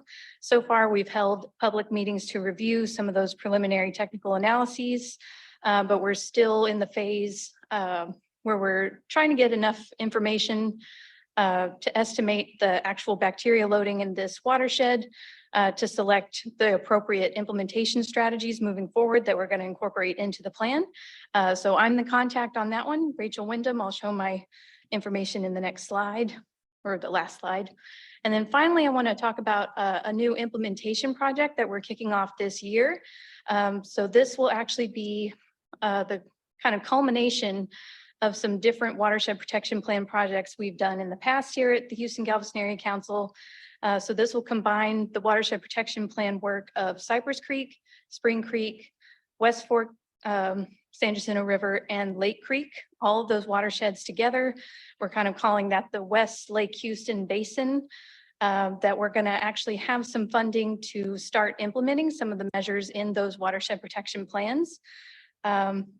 So this project, we officially got our contract in late 2022, but we hope to start kind of our public phase coming up in the summertime. So pretty soon we'll be reaching out to our key stakeholders in this area about different implementation priorities.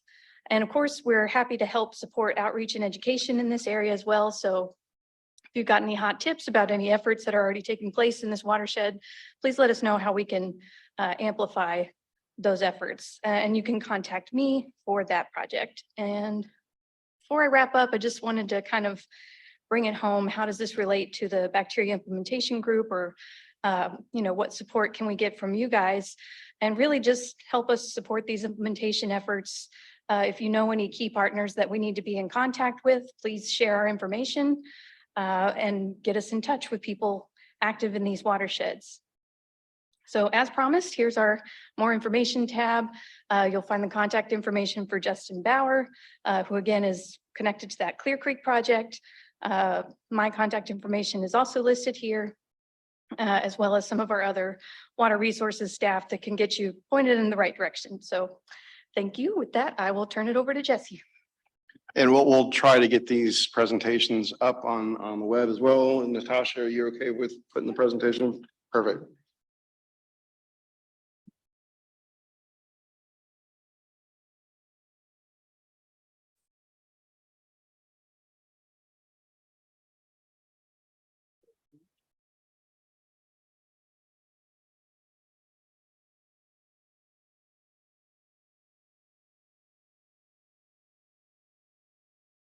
Trying to find your presentation, Jessica. Hold on. No, it's there.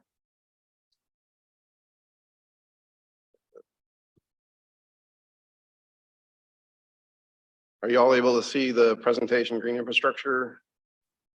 No. All right, let me see if we can pick this up. Nope, and you have less than a minute according to my computer clock.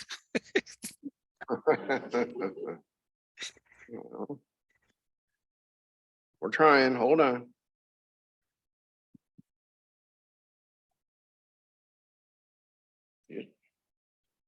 No, it's not me. I know, I was trying to see if I can't see it on here. Let me just shut down.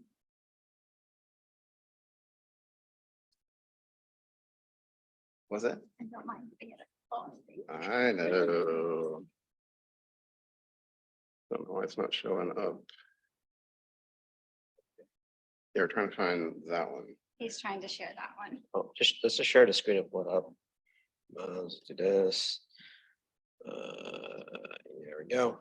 Just press the next slide. I mean, I know it looks kind of funky, but it's a picture or It's not there yet. It's not this one. It's not embedded in this presentation. Get it to the next one. Okay. Oh, okay. So not this presentation. No, it's not in there. Let's escape. Let's escape. So where's this presentation at? It's on the desktop. It should be this one. No.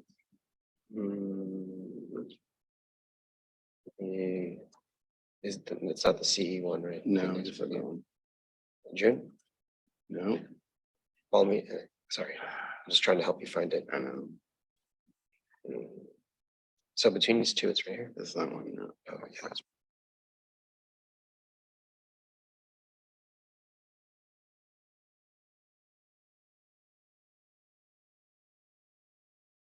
Okay. Sorry about that.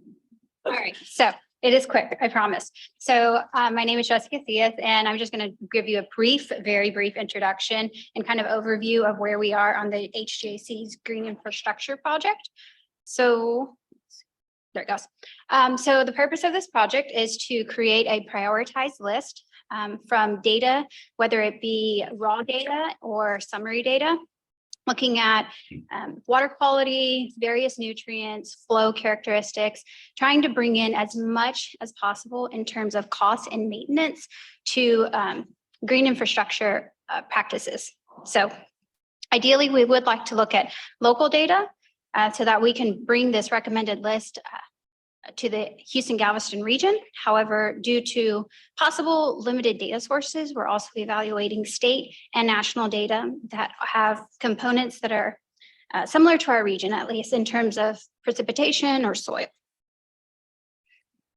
We are currently in the process of working with a project committee in order to track down these data sets. They will help us to create some criteria in order to evaluate it and also to bring forth a recommended list. So quickly, this project started off in September of 2022. We're in the process of acquiring those data, looking at the components of what we have available, where we may be limited, and trying to source different data sets. The next meeting, I believe, is June or July. They're working on For that. the June or project July. committee. So we'll be bringing forth those results from the analysis.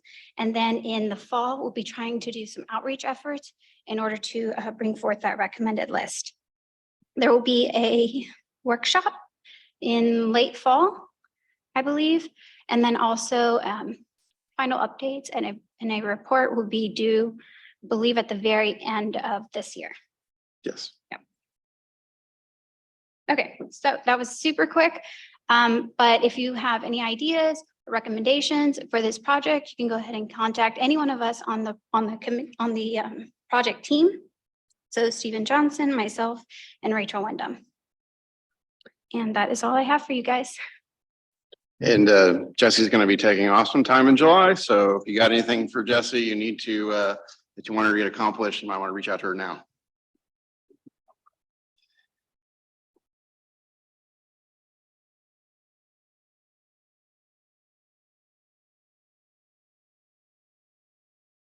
Almost there.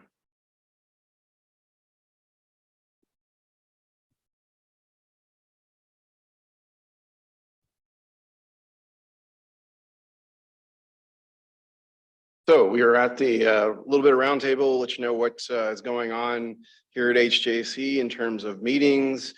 You have those up there for the big, obviously the big point is October 31st for the fall meeting.